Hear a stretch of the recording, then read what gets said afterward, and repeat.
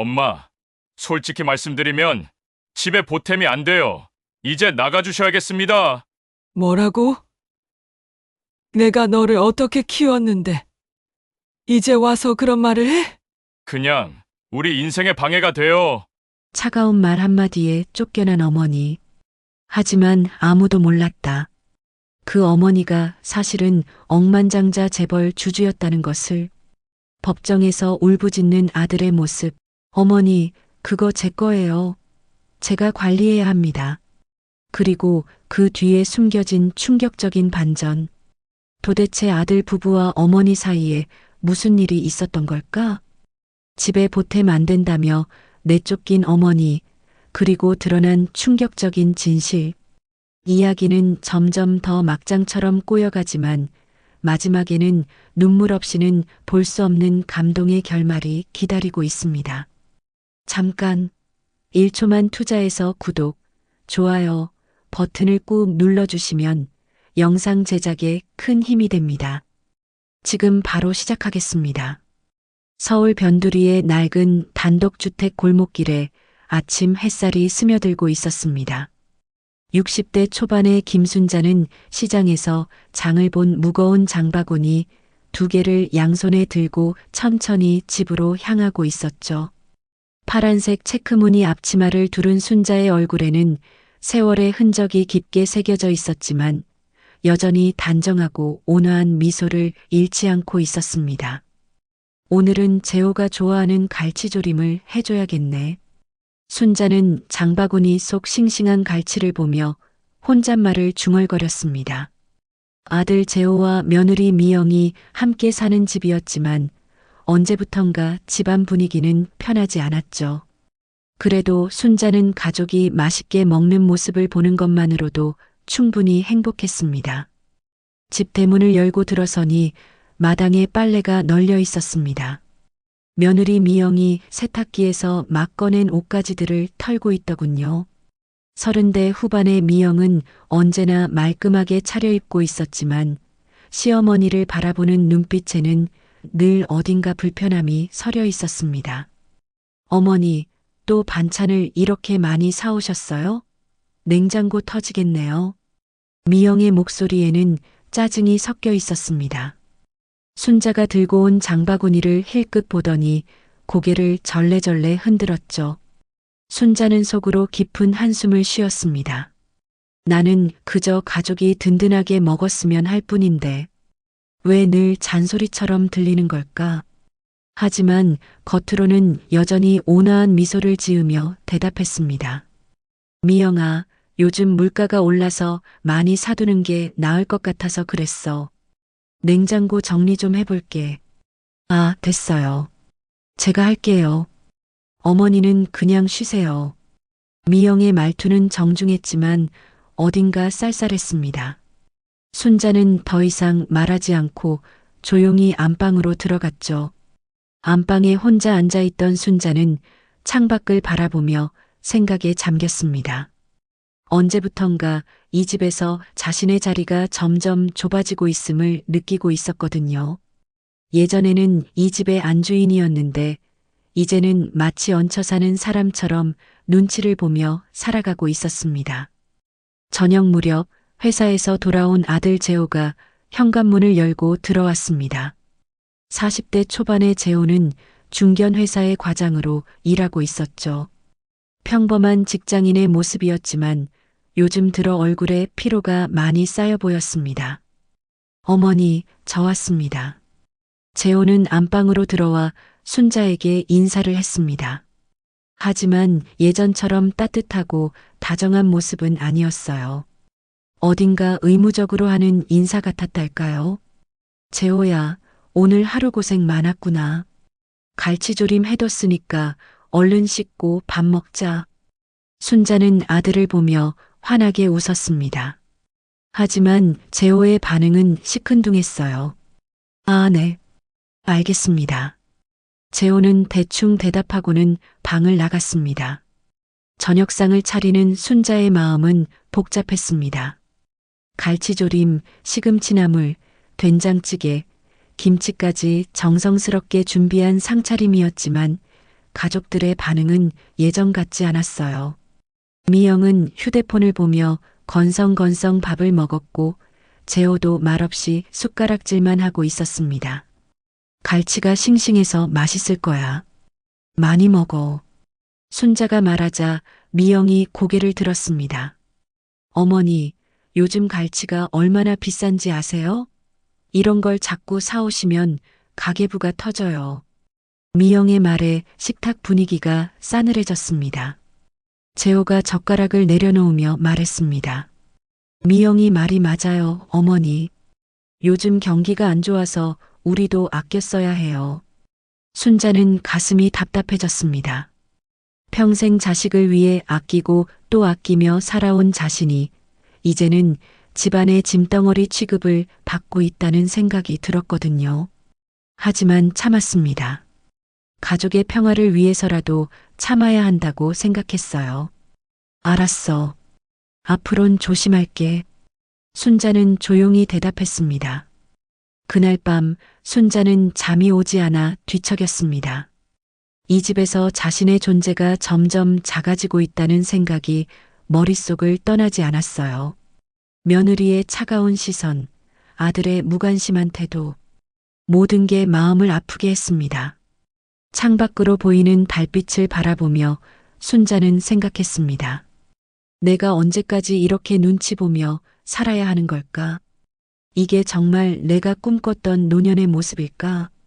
하지만 아직까지는 참고 견딜 수 있을 것 같았어요. 가족이니까 말입니다. 다음 날 아침에도 순자는 여전히 부지런히 아침상을 차렸습니다. 하지만 식구들의 태도는 변함이 없었어요. 미영은 여전히 불편한 기색을 감추지 않았고 재호도 마찬가지였습니다. 순자는 점점 더 작아져가는 자신을 느끼며 오늘도 하루를 시작해야 했습니다. 며칠이 지난 어느 저녁 순자는 부엌에서 설거지를 하고 있었습니다. 찬물에 손이 시려웠지만 묵묵히 그릇들을 닦고 있었죠. 그때 거실에서 들려오는 재호와 미영의 대화 소리가 귀에 들어왔습니다. 처음에는 대수롭지 않게 여겼는데 점점 목소리가 커지더니 자신에 관한 이야기라는 것을 깨달았어요. 솔직히 어머니랑 같이 사는 거 부담돼. 집에 보탬 되는 것도 없고. 재호의 목소리였습니다. 순자의 손이 멈춰졌어요. 설거지하던 국그릇을 꽉 쥐고 있었지만 귀는 거실 쪽으로 향해 있었습니다. 맞아, 생활비도 우리가 다 내는데 이제 따로 나가시게 하는 게 낫지 않아? 미영의 목소리는 더욱 단호했습니다. 요양원이든 어디든 알아봐야 할 것 같아. 우리도 아이 가져야 하는데 어머니까지 모시고 살기엔 너무 힘들어. 순자는 숨이 막히는 것 같았습니다. 집에 보탬 되는 것도 없다고? 따로 나가라고? 평생 이 아이를 위해 허리가 휘어져라 고생했는데 이제 집에서 내쫓자는 소리를 듣고 있다니. 손에 힘이 빠지면서 들고 있던 국그릇이 바닥으로 떨어졌습니다. 딸그랑 그릇이 부엌 바닥에 떨어져 산산조각이 나는 소리가 집안 전체에 울려 퍼졌어요. 거실에서 대화하던 재호와 미영의 목소리가 갑자기 멈췄습니다. 순자는 무릎을 꿇고 앉아 깨진 그릇 조각들을 주워 담으면서 눈물을 참으려 애썼어요. 어머니, 괜찮으세요? 재호가 부엌으로 달려왔습니다. 얼굴이 창백해져 있었어요. 자신들의 대화를 순자가 들었다는 것을 직감했거든요. 괜찮아, 괜찮아. 그냥 손에 힘이 빠져서. 순자는 떨리는 목소리로 대답했습니다. 하지만 눈빛만은 평소와 달리 차갑게 변해 있었어요. 미영도 부엌으로 나왔지만 미안하다는 표정은 전혀 보이지 않았습니다. 오히려 이참에 확실하게 하자는 듯 단호한 눈빛을 보내고 있었어요. 어머니, 잠깐 이야기 좀 할까요? 재호가 조심스럽게 말했습니다. 순자는 깨진 그릇 조각을 모두 쓰레기통에 버리고 나서야 고개를 끄덕였습니다. 세 사람은 거실로 나가 앉았어요. 분위기가 무거웠습니다. 어머니, 사실 우리가 얘기하던 게 재호가 말문을 열었지만 쉽게 이어지지 않았습니다. 다 들었어. 순자가 조용히 말했습니다.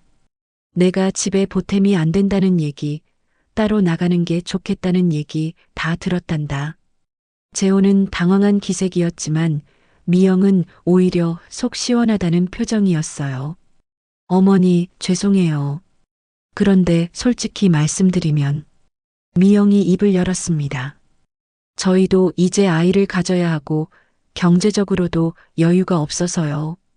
어머니께서 따로 사시는 게 서로에게 좋을 것 같아요.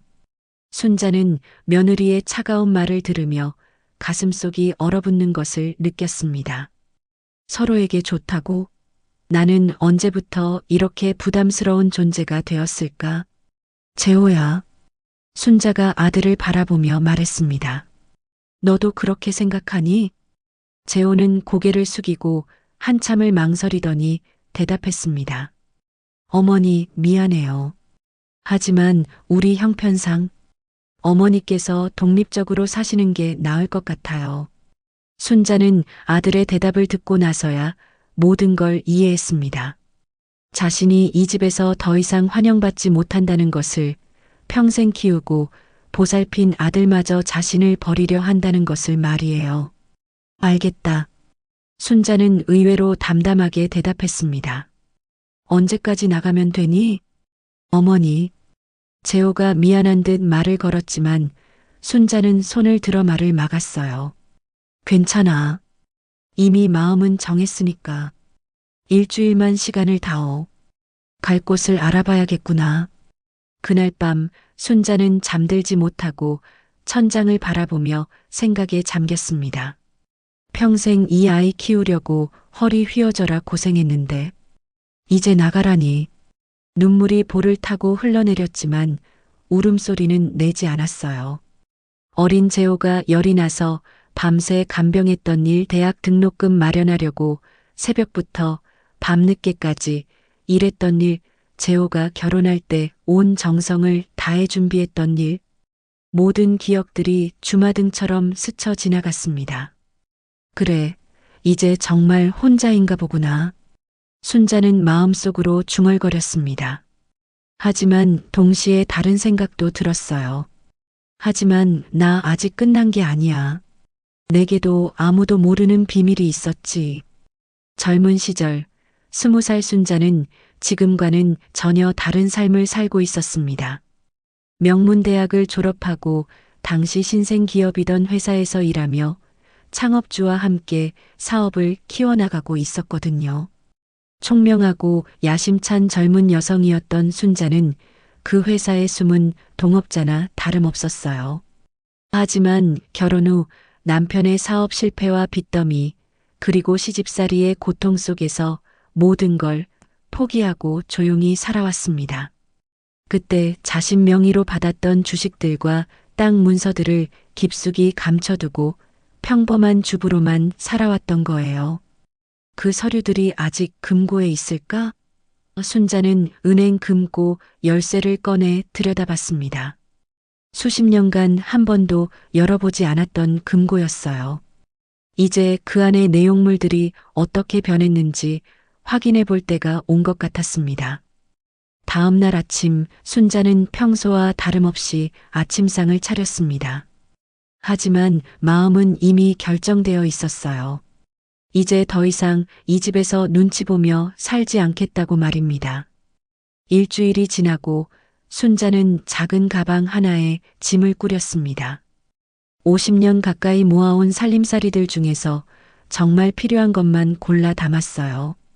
옷가지 몇 벌과 소중한 사진들, 그리고 은행 금고 열쇠. 그게 전부였습니다. 어머니, 정말 가시는 거예요? 재호가 현관에서 어색하게 서 있었습니다. 막상 어머니가 나가려니 마음이 편하지만은 않았거든요. 응, 너희들이 원하는 대로 하는 거야. 순자는 담담하게 대답했습니다. 며느리 미영은 부엌에서 설거지를 하는 척하며 나오지 않았어요. 오히려 속으로는 시원해하고 있는 것 같았습니다. 순자는 대문을 나서며 뒤돌아보지 않았습니다. 평생을 바쳤던 집, 아들을 키운 추억이 깃든 집이었지만 이제 더 이상 자신의 집이 아니었거든요. 서울역 대합실에 앉아있던 순자는 어디로 가야 할지 막막했습니다. 친구도 별로 없었고 의지할 친척도 없었어요. 그때 문득 은행 금고 열쇠가 생각났습니다. 그래, 일단 그것부터 확인해 보자. 순자는 가방에서 낡은 열쇠를 꺼내 들었습니다. 수십 년 동안 한 번도 사용하지 않았던 열쇠였어요. 시내 한복판에 있는 은행에 도착한 순자는 떨리는 마음으로 금고실로 향했습니다. 직원이 안내해준 작은 금고 앞에서 열쇠를 돌리는데 손이 떨렸어요. 과연 안에 무엇이 남아있을까요? 금고 문이 열리자 오래된 서류 봉투들과 도장, 그리고 몇 개의 주식 증서가 나타났습니다. 순자는 조심스럽게 서류들을 꺼내 하나씩 펼쳐봤어요. 1970년대에 받았던 주식 증서들, 강남의 땅 문서, 그리고 회사 지분 증명서까지. 이게 아직도 유효할까? 순자는 의문이 들었습니다. 하지만 서류를 자세히 보니 모든 것이 순자 명의로 되어 있었고 법적으로 문제없어 보였어요. 순자는 서둘러 법무법인을 찾아갔습니다. 변호사 앞에 앉아 오래된 서류들을 펼쳐 보이면서 설명했어요. 변호사님, 이 서류들이 아직 유효한지 확인해 주실 수 있나요? 젊은 변호사는 처음에는 대수롭지 않게 여겼지만 서류를 하나씩 검토하면서 표정이 점점 진지해졌습니다. 컴퓨터로 무언가를 확인하더니 눈이 커졌어요. 할머님, 이 주식들 지금 엄청난 가치를 가지고 있습니다. 이 회사가 지금 대한민국 굴지의 대기업이 되었거든요. 순자도 깜짝 놀랐습니다.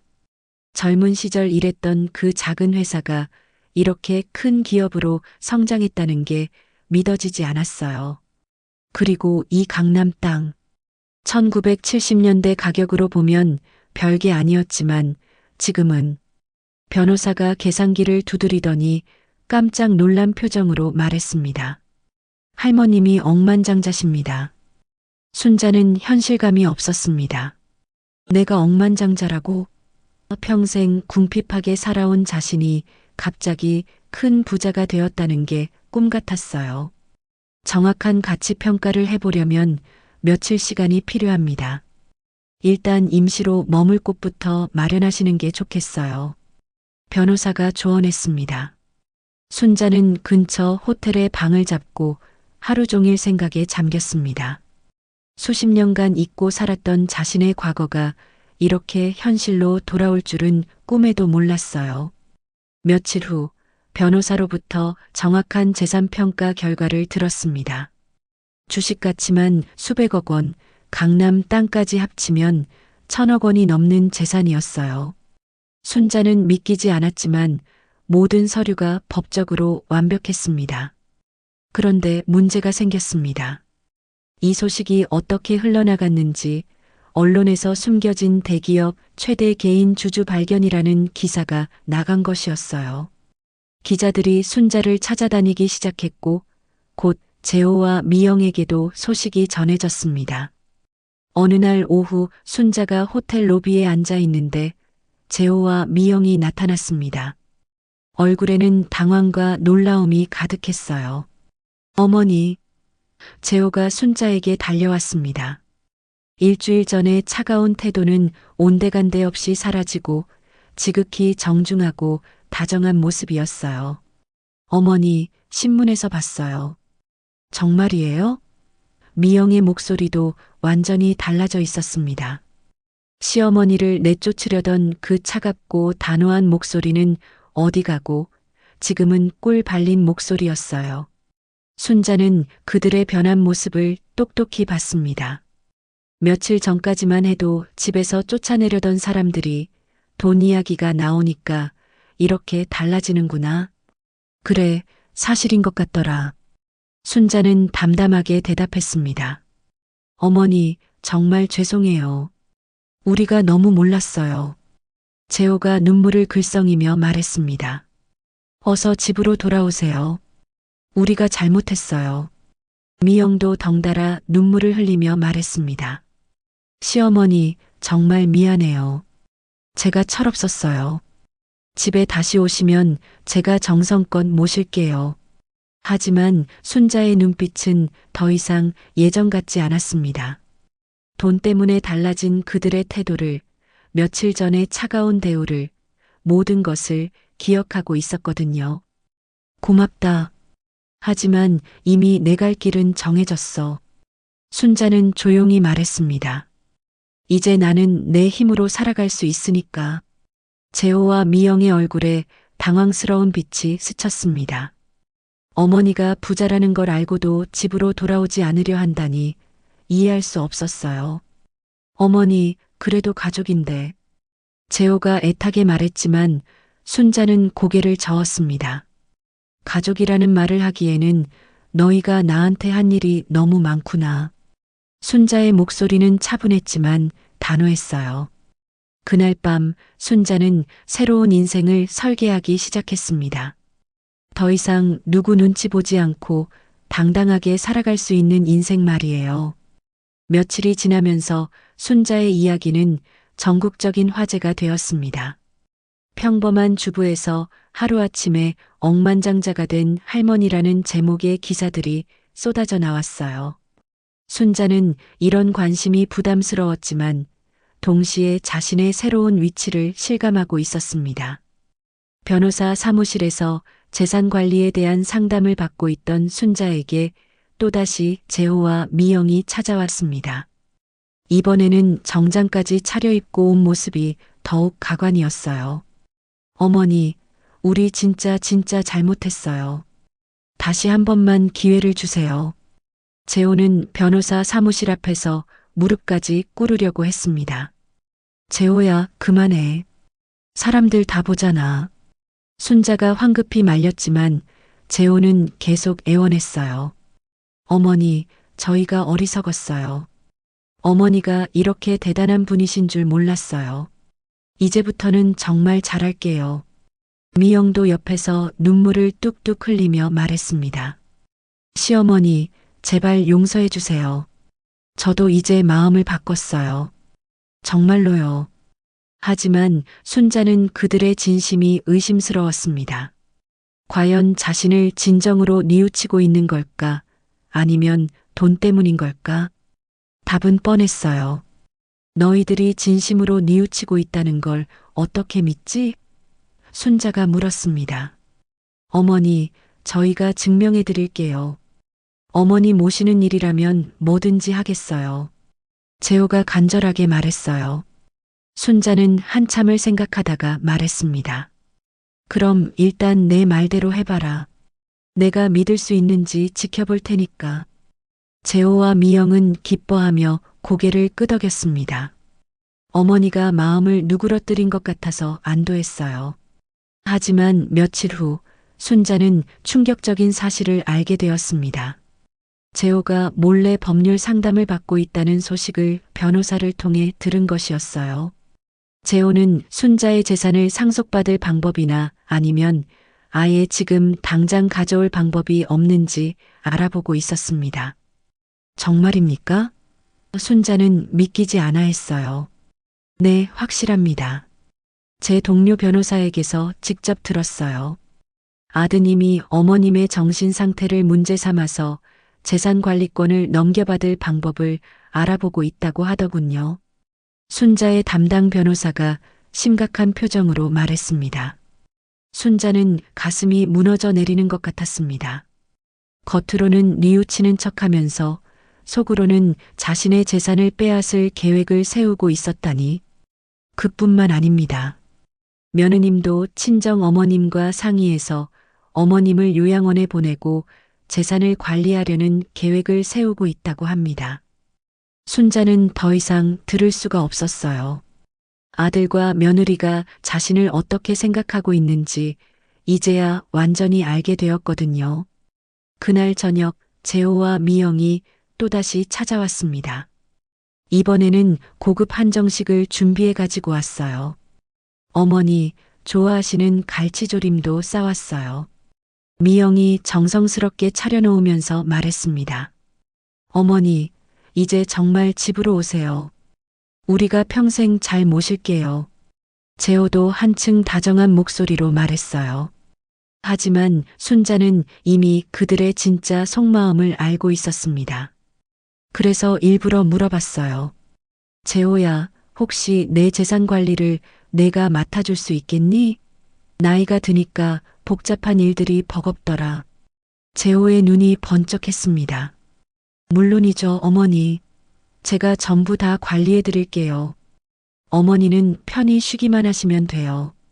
그럼 위임장 같은 것도 써줘야 하는 거니? 순자가 또 물었어요. 아, 그런 건 나중에 천천히 하시면 되고요. 일단 집부터 오시죠. 미영이 서둘러 말했습니다. 순자는 속으로 씁쓸하게 웃었어요. 역시나였습니다. 위임장을 받아서 자신의 재산을 가로챌 생각만 하고 있었던 거죠. 그런데 말이야. 순자가 갑자기 진지한 표정을 지으며 말했습니다. 만약 내가 치매에 걸린다든지 정신이 이상해진다든지 하면 어떻게 할 거니? 재호와 미영은 서로 눈빛을 주고받더니 재호가 대답했습니다. 그런 일은 없을 거예요. 하지만 만약 그런 일이 생기면 어머니를 위해서라도 좋은 곳에 모셔야겠죠. 좋은 곳? 순자가 되물었어요. 네, 전문적으로 케어받을 수 있는 그런 곳 말이에요. 미영이 조심스럽게 말했습니다. 순자는 이제 확실히 알았습니다. 이들은 자신을 요양원에 보내고 재산을 차지할 계획을 세우고 있었던 거예요. 알겠구나. 순자는 담담하게 대답했습니다. 그럼 내가 좀 더 생각해보고 결정하마. 어머니, 너무 오래 생각하지 마세요. 저희가 정말 간절해요. 재호가 애타게 말했어요. 그들이 떠난 후 순자는 변호사에게 전화를 걸었습니다. 변호사님, 내 재산을 보호할 수 있는 방법을 알아봐 주세요. 그리고 내 아들이 어떤 계획을 세우고 있는지 더 자세히 알아봐 주시고요. 며칠 후 변호사는 더욱 충격적인 소식을 가져왔습니다. 어머님, 아드님이 이미 위조 위임장까지 준비해 두었습니다. 그리고 어머님의 정신 감정을 요청할 계획도 세워두었고요. 위조 위임장? 순자는 경악했어요. 네, 어머님의 도장을 몰래 찍어서 만든 것 같습니다. 그리고 며느님 쪽에서는 어머님이 치매 초기 증상을 보인다는 거짓 증언을 할 사람들도 준비해 두었더군요. 순자는 마침내 아들과 며느리의 진짜 모습을 완전히 파악했습니다. 겉으로는 효자, 효부 행세를 하면서 속으로는 자신을 제거하고 재산을 가로챌 치밀한 계획을 세우고 있었던 것이죠. 변호사님, 이제 내가 어떻게 해야 할지 알 것 같아요. 순자의 목소리는 전에 없이 단호했습니다. 이런 배신을 당하고도 가만히 있을 순 없죠. 며칠 후 재호와 미영은 본격적으로 계획을 실행에 옮기기 시작했습니다. 먼저 순자가 머물고 있는 호텔로 찾아와서 다시 한번 집으로 돌아오라고 간청했어요. 어머니, 호텔에서 이렇게 계속 지내시면 안 되잖아요. 집이 그리워서 잠도 못 자고 있어요. 재호가 진짜 눈물을 흘리며 말했습니다. 연기인지 진짜인지 구분하기 어려웠어요. 시어머니, 제가 방도 예쁘게 꾸며놨어요. 어서 보러 오세요. 미영도 살갑게 굴었습니다. 순자는 그들의 변한 태도를 보며 씁쓸했어요. 돈이 없었을 때는 집에서 내쫓으려 하더니 돈이 있다는 걸 알고 나서는 이렇게 달라붙는구나. 그래, 알겠다. 집에 가보자. 순자가 의외로 쉽게 응답하자 재호와 미영은 깜짝 놀라면서도 기뻐했어요. 정말요? 어머니가 마음을 바꾸신 거예요? 재호가 확인하듯 물었습니다. 응, 역시 가족이 함께 있어야 하는 거 아니겠니? 순자는 온화한 미소를 지으며 말했어요. 하지만 속마음은 전혀 달랐습니다. 그들의 진짜 계획이 무엇인지 더 자세히 알아보기 위해서였거든요.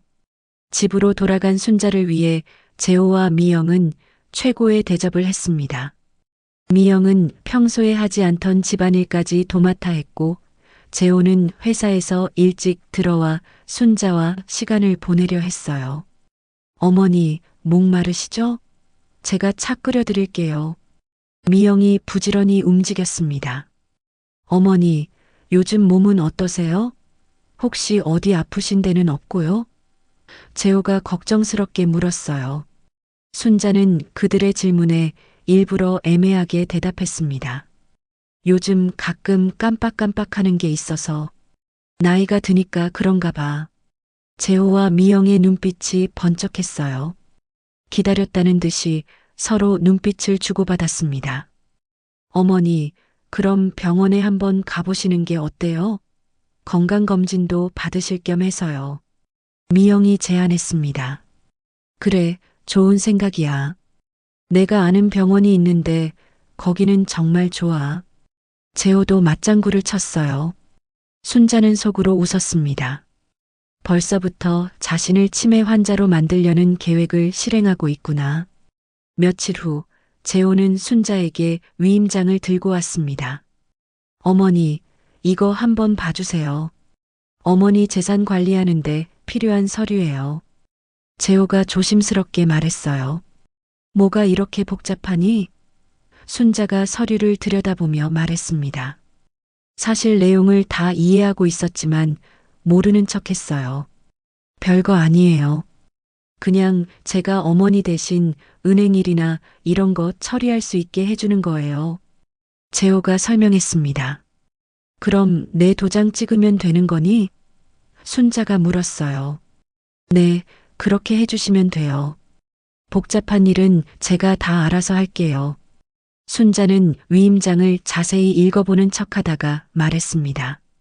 이거 너무 복잡해서 잘 모르겠구나. 변호사한테 한번 물어보고 할게. 재호의 얼굴이 굳었어요. 어머니, 굳이 변호사까지 갈 필요 있어요? 간단한 거예요. 그래도 조심하는 게 좋잖아. 돈이 많으니까 더더욱 조심해야지. 순자가 웃으며 말했어요. 그날 밤 순자는 자신의 방에서 재호와 미영이 거실에서 나누는 대화를 몰래 들었습니다. 어머니가 자꾸 변호사 얘기를 해서 걱정이야. 재호의 목소리였어요. 빨리 서명 받아야 하는데 너무 오래 끌면 변호사가 뭔가 알아챌 수도 있어. 미영이 대답했습니다. 그럼 어떻게 하지? 억지로 서명 받을 수도 없고. 내가 좋은 방법 생각해뒀어. 어머니께 수면제를 좀 타서 드리고 그 사이에 도장 찍으면 되잖아. 순자는 깜짝 놀랐어요. 수면제를 타서 몰래 도장을 찍으려 한다니 이 정도일 줄은 몰랐습니다. 그런 거 괜찮을까? 나중에 문제되지 않을까? 재호가 걱정스러워했어요. 어머니가 치매라고 증명하면 돼. 이미 증인들도 준비해뒀다고 했잖아. 우리 엄마랑 언니가 어머니 상태가 안 좋다고 증언해 줄 거야. 정말 이런 식으로 해도 되는 건가? 재호의 목소리에는 망설임이 있었어요. 지금 망설일 때가 아니야. 어머니가 마음 바꾸기 전에 빨리 해야 해. 몇백억이 걸린 일인데. 순자는 더 이상 들을 수가 없어서 귀를 막았습니다. 자신이 키운 아들이 이런 짓을 계획하고 있다니 너무 충격적이었어요. 다음 날 아침 미영이 가져다 준 차를 마시려던 순자는 이상한 냄새가 나는 것을 눈치챘습니다. 평소와는 다른 씁쓸한 맛이었어요. 순자는 차를 마시는 척하다가 화장실에 가서 다 뱉어버렸습니다. 어머니, 차 맛이 어때요? 미영이 기대하는 듯한 눈으로 물었어요. 응, 맛있구나. 고마워. 순자는 아무렇지도 않게 대답했습니다. 1시간이 지나도 순자가 졸리워하지 않자 미영은 당황했어요. 어머니, 피곤하지 않으세요? 아니야, 괜찮어. 왜? 순자가 되물었습니다. 미영은 말문이 막혔어요. 분명히 수면제를 넣었는데 왜 효과가 없는 걸까요? 그날 저녁 재호와 미영은 다시 작전 회의를 했습니다. 왜 앉았을까? 분명히 넣었는데. 미영이 의아해했어요. 양이 부족했나? 내일은 더 많이 넣어봐. 알았어. 그리고 만약에 대비해서 가짜 의사도 섭외해뒀어. 어머니 치매 진단서 써줄 사람 말이야. 순자는 이 모든 대화를 녹음하고 있었습니다. 변호사에게 보여줄 증거를 모으고 있었거든요. 며칠 후 재호와 미영의 계획은 더욱 치밀해졌습니다. 이번에는 아예 순자를 속여서 병원에 데려가려고 했어요. 어머니, 오늘 건강검진 받으러 가요. 재호가 말했습니다. 건강검진? 언제 예약했니? 순자가 물었어요. 제가 미리 해뒀어요. 어머니 건강이 걱정돼서요. 병원에 도착해서 의사를 만났는데 순자는 그 의사가 평소 알고 지내던 의사가 아니라는 것을 알았어요. 게다가 질문하는 내용도 이상했습니다. 할머니, 지금이 몇 년도인지 아시나요? 오늘이 무슨 요일인지 기억하세요? 아드님 이름이 뭔가요? 모두 치매 검사에 사용되는 질문들이었어요. 순자는 일부러 몇 개 틀리게 대답했습니다. 오늘이 화요일인가? 아니면 수요일? 재호 이름이. 잠깐 뭐라고 했지? 의사는 만족스러워하며 뭔가를 적어 내려갔어요. 재호와 미영도 기뻐하는 표정이었습니다. 하지만 순자는 이 모든 게 계획된 일이라는 것을 알고 있었어요. 그리고 마침내 반격할 때가 왔다고 생각했습니다. 가짜 의사의 진단서까지 받은 재호와 미영은 이제 본격적으로 순자의 재산을 가로챌 준비를 완료했습니다. 집으로 돌아오는 길에 그들의 표정은 한껏 들떠 있었어요. 어머니, 의사 선생님이 뭐라고 하셨어요? 미영이 일부러 걱정스러운 척 물었습니다. 별거 아니래. 나이 들면 다 그런 거라고 하던데. 순자는 담담하게 대답했어요. 사실 그 가짜 의사가 경도 치매 진단을 내렸다는 것을 알고 있었지만 모르는 척 했습니다. 그래도 조심하셔야 해요. 건망증이 심해지시는 것 같아서 걱정이에요. 재호가 말했습니다. 목소리에는 가짜 걱정이 가득했어요.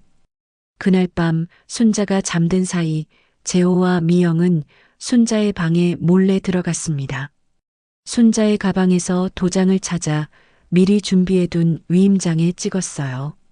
순자는 잠든 척하면서 이 모든 과정을 지켜보고 있었습니다. 됐다. 이제 어머니 재산은 우리 것이야. 미영이 작은 목소리로 속삭였어요. 정말 이래도 되는 건가? 재호는 여전히 망설이고 있었습니다. 지금 와서 무슨 소리야? 이미 시작한 일인데. 그리고 어머니도 치매 있으시니까 우리가 관리해드리는 게 맞아. 다음 날 아침 재호는 위조된 위임장을 들고 은행으로 향했습니다. 순자 명의의 계좌에서 큰 금액을 자신 계좌로 옮기려는 계획이었어요. 하지만 은행에서 뜻밖의 문제가 생겼습니다. 죄송합니다만 이 위임장은 사용할 수 없습니다. 은행 직원이 말했어요. 왜요? 분명히 제대로 된 위임장인데요. 재호가 당황하며 물었습니다. 어제 김순자 고객님이 직접 오셔서 모든 위임장을 무효화하셨습니다. 그리고 새로운 보안 조치를 설정하셨고요. 재호는 머리가 하얗게 되었어요. 어머니가 이미 모든 걸 알고 있었다는 뜻이었거든요.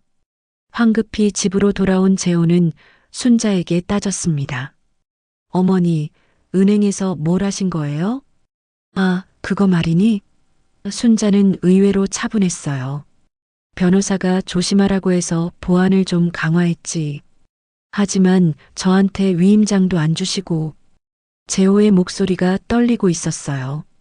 위임장? 언제 내가 위임장 얘기했니? 순자가 되물었습니다. 미영이 끼어들었어요.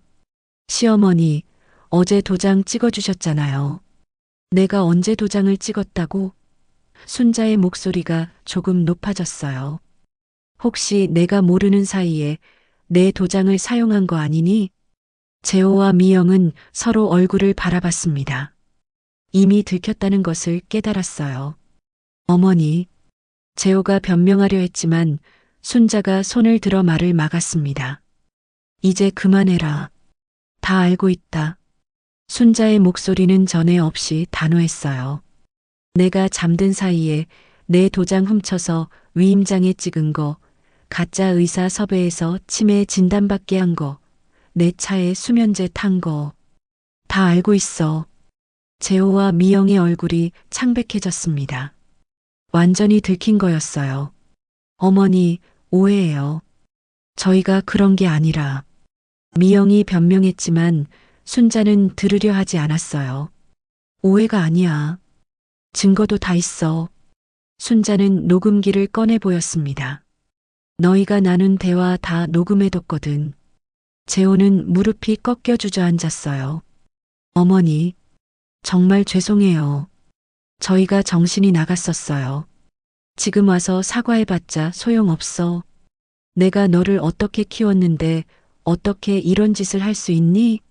순자의 목소리에는 깊은 실망과 분노가 섞여 있었어요. 미영도 울기 시작했습니다. 시어머니, 정말 잘못했어요. 다시는 이런 일 없을 거예요. 다시는 이런 일이 없다고? 이미 한 번 배신한 사람을 어떻게 믿니? 순자는 냉정했어요. 그때 현관벨이 울렸습니다. 순자의 변호사가 경찰관 2명과 함께 들어왔어요. 김순자 고객님, 말씀하신 대로 조치를 취하러 왔습니다. 변호사가 말했습니다. 경찰관이 재호에게 다가가며 말했어요. 재호 씨, 문서 위조 및 사기 혐의로 동행하셔야겠습니다. 잠깐요, 이게 뭐예요? 재호가 당황하며 일어났어요. 어머니께서 고발장을 제출하셨습니다. 위조 위임장을 만들고 어머니의 재산을 가로채려 한 혐의로요. 미영도 덩달아 수사를 받게 되었어요. 가짜 의사 섭외, 수면제 투약 등의 혐의까지 추가되었습니다. 어머니, 제발 용서해 주세요. 저희가 잘못했어요. 재호가 끌려가면서 애원했지만 순자는 돌아보지도 않았어요. 너희가 나한테 한 짓을 생각하면 이것도 너무 가벼운 처벌이야. 순자의 목소리는 차가웠습니다. 재호와 미영이 끌려간 후 집은 조용해졌어요. 순자는 거실에 혼자 앉아 지난 일들을 되돌아봤습니다. 자신이 평생을 바쳐 키운 아들이 이런 배신을 할 줄은 꿈에도 몰랐어요. 변호사가 순자에게 말했습니다. 고객님, 이번 일로 상당히 충격받으셨을 텐데 괜찮으세요? 괜찮아요. 오히려 이제야 제대로 된 선택을 한 것 같아요. 순자의 목소리는 단호했어요. 이제 더 이상 가족이라는 이름으로 나를 이용하게 둘 수는 없거든요. 앞으로 어떻게 하실 계획이세요? 글쎄요. 이제 진짜 내 인생을 살아보려고요. 다른 사람 눈치 보지 않고 내가 하고 싶은 일들을요. 그날 밤 순자는 오랜만에 깊게 잠들 수 있었어요. 비록 가슴은 아팠지만 더 이상 배신당할 걱정은 하지 않아도 되었거든요. 이제 정말로 자신만의 새로운 인생을 시작할 수 있게 되었습니다. 사건이 일어난 지 일주일 후 법정에서 본격적인 재판이 시작되었습니다. 순자는 검은색 정장을 단정하게 차려입고 증인석에 앉아 있었어요. 반대편에는 구치소에서 나온 재호와 미영이 변호사와 함께 앉아 있었습니다. 재호의 얼굴은 야위러져 있었고 미영은 계속해서 고개를 숙이고 있었어요. 증인께서는 피고인들과 어떤 관계입니까?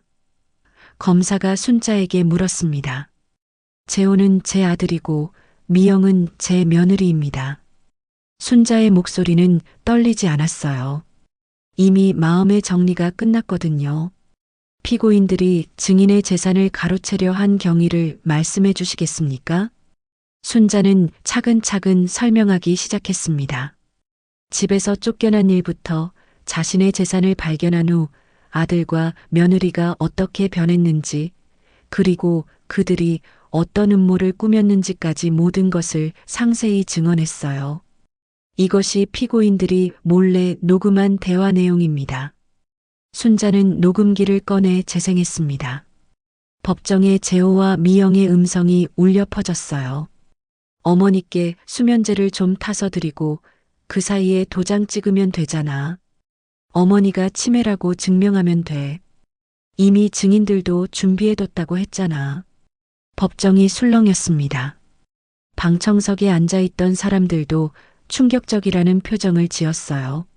자식이 어머니에게 이런 짓을 했다는 게 믿어지지 않았거든요. 재호의 변호사가 일어나서 반박했습니다.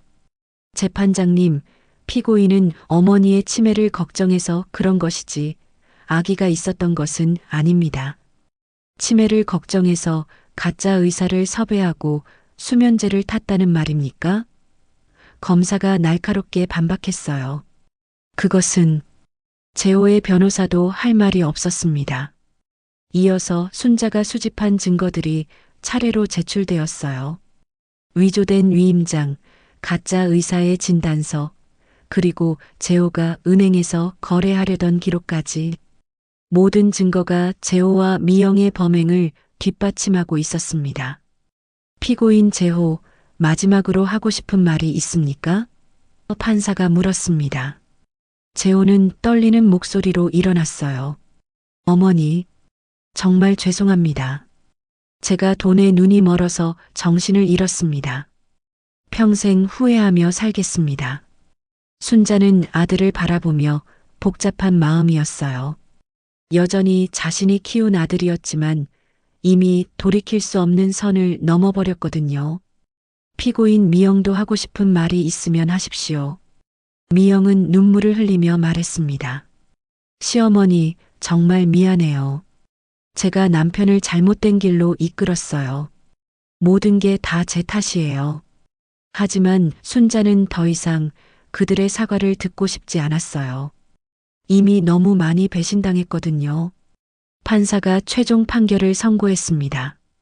피고인 재호는 문서 위조, 사기미수, 불법 의료행위 방조 등의 죄로 징역 2년을 선고합니다.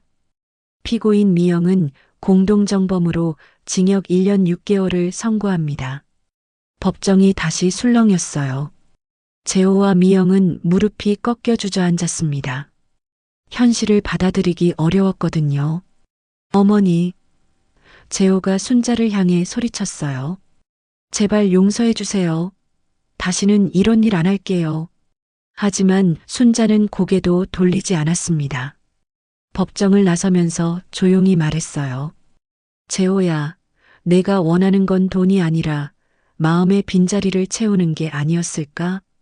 법정 밖에서 기자들이 몰려들었습니다. 순자 여사님, 아드님에 대한 심경이 어떠신가요? 가족을 고발한 것에 대해 후회는 없으신가요? 순자는 잠시 멈춰서서 기자들을 바라봤어요. 그리고 조용하지만 단호한 목소리로 말했습니다.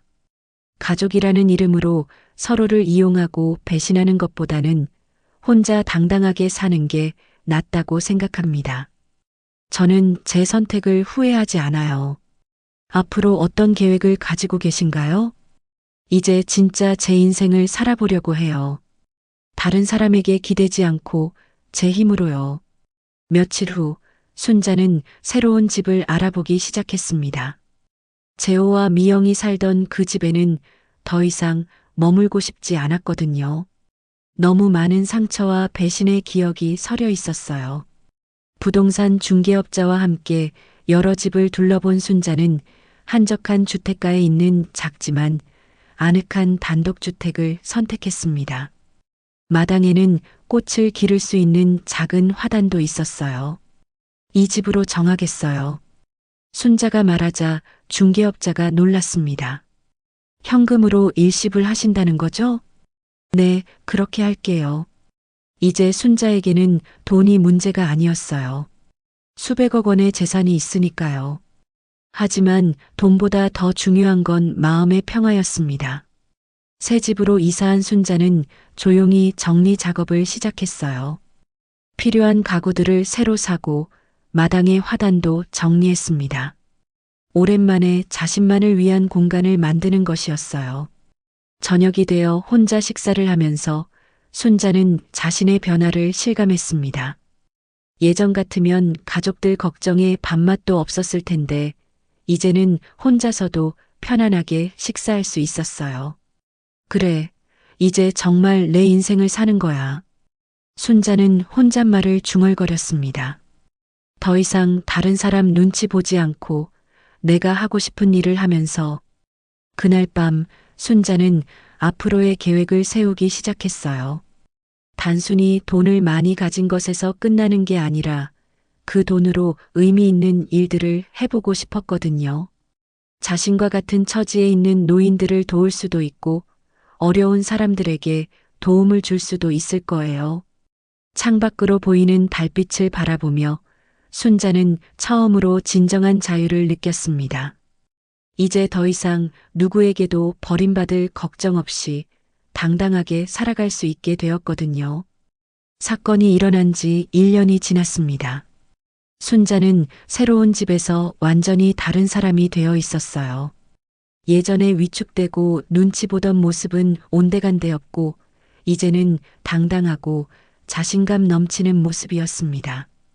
순자는 희망나눔재단이라는 이름의 재단을 설립했어요. 자신과 같은 처지에 있는 노인들, 특히 가족에게 소외받거나 버림받은 어르신들을 돕는 일을 시작한 거였죠.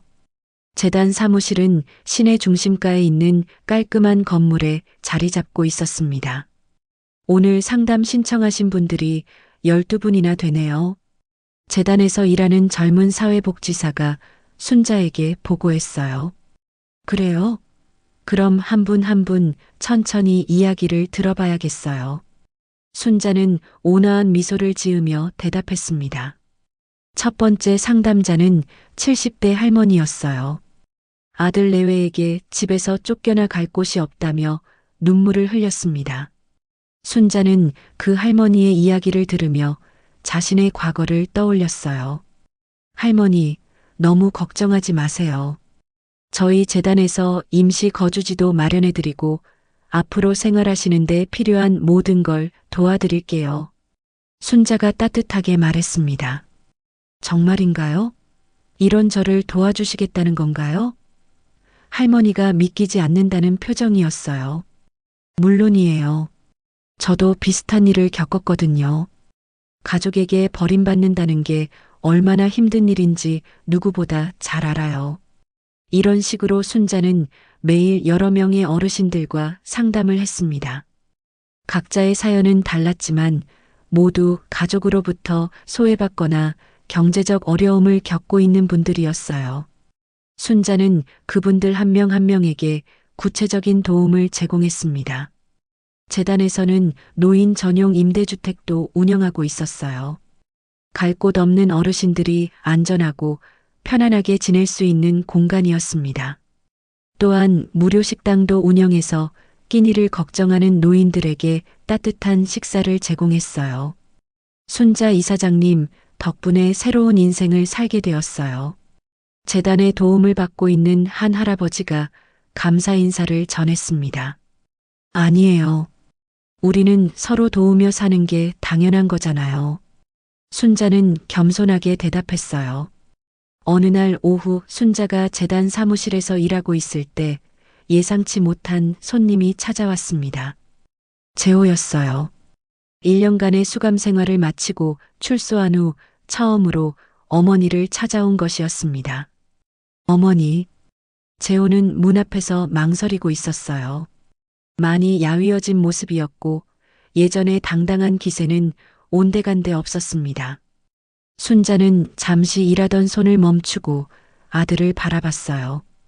1년 만에 보는 재호의 모습은 많이 변해 있었습니다.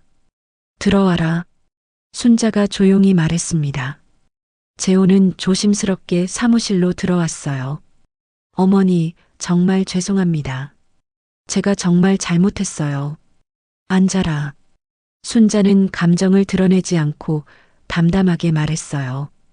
어머니, 감옥에서 1년 동안 정말 많이 반성했어요.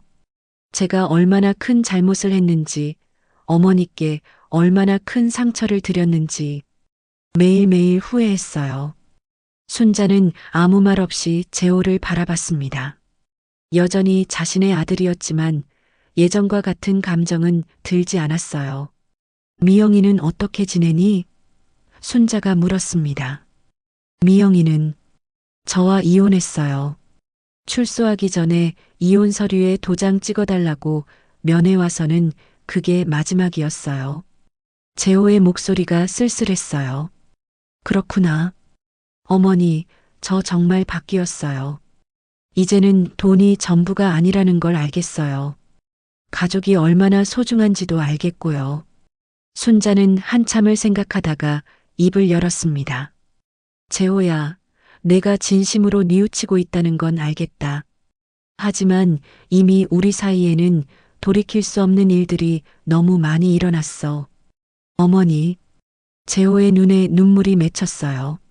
나는 더 이상 예전의 그 순자가 아니야. 이제는 내 힘으로 당당하게 살아가는 사람이거든. 순자의 목소리는 단호했지만 차가우지는 않았어요. 그럼 저는 어떻게 해야 하죠? 너도 이제 내 힘으로 살아가야지. 더 이상 나에게 기대지 말고 진짜 사람답게 살아보라고. 재호는 고개를 숙였습니다. 어머니의 말이 맞다는 걸 알고 있었거든요. 하지만 재호야, 순자가 다시 말했습니다. 내가 정말로 변했다면, 그리고 다른 사람들을 도우며 의미 있게 살고 싶다면, 이 재단에서 봉사활동을 해봐라. 정말요? 재호가 놀란 표정으로 고개를 들었어요. 돈을 받고 하는 일이 아니야. 그저 어려운 사람들을 도우며 내 죄를 씻어나가는 거지.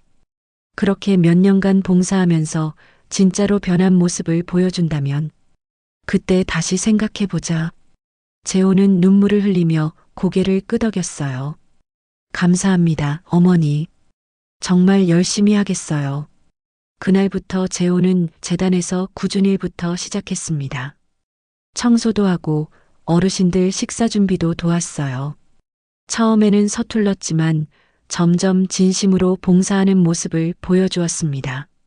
몇 달이 지나자 재단을 이용하는 어르신들도 재호를 인정하기 시작했어요.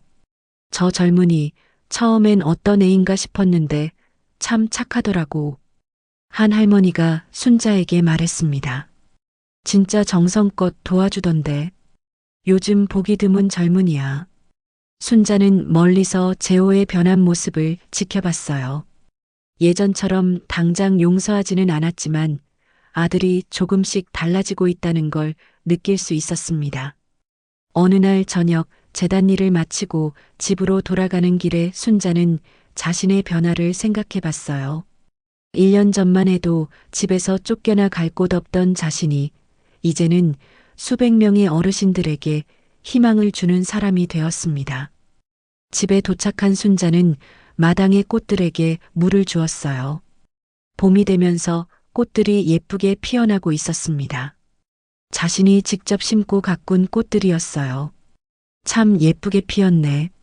순자는 꽃들을 바라보며 미소를 지었습니다. 그날 밤 순자는 일기를 썼어요. 요즘 들어 시작한 새로운 습관이었습니다.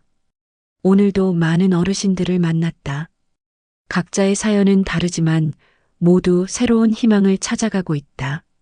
나 역시 예전과는 완전히 다른 사람이 되었다. 이제는 더 이상 집에 보탬이 안 되는 사람이 아니라 스스로 삶을 개척한 당당한 존재다. 돈은 다시 벌 수 있어도 잃어버린 믿음은 쉽게 돌아오지 않는다고 재호에게 말했지만 그 아이가 정말로 변한다면 언젠가는 다시 가족이 될 수 있을지도 모르겠다. 하지만 그때까지는 나는 내 길을 걸어가겠다. 당당하고 떳떳하게. 순자는 일기장을 덮고 창밖을 바라봤어요. 내일도 자신을 기다리는 많은 일들이 있을 것입니다. 하지만 이제는 두렵지 않았어요. 더 이상 누구에게 기대지 않아도 자신의 힘으로 충분히 살아갈 수 있다는 자신감이 있었거든요. 이제 순자는 더 이상 집에 보탬 안 되는 사람이 아니었습니다. 수백 명의 사람들에게 희망을 주는 세상에 꼭 필요한 존재가 된 것이었어요.